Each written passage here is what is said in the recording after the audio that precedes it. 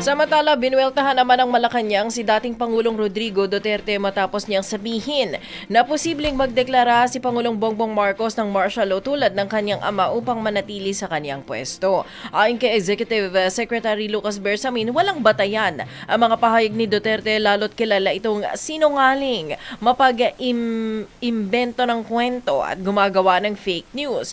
Giit pa ni Bersamin, ang pagpapalutang ni Digong ng martial law panibagong budol sa isang taong kilalang pabrika ng fake news. Binigyan din ng kalihim na sumusunod ang Marcos administration sa konstitusyon at hindi tutulad sa nakalipas na administrasyon na ginipit at ipinakulong ang mga kritiko, ginawa ng kaso at pinangalandakan pa ang mga utos ng pagpatay. Sa rally sa Mandaue City noong Sabado ng gabi, sinabi ni Duterte na gagayahin ni Pangulong Marcos ang namayapa niyang ama para pahabain ang panunungkulan sa Malacanang.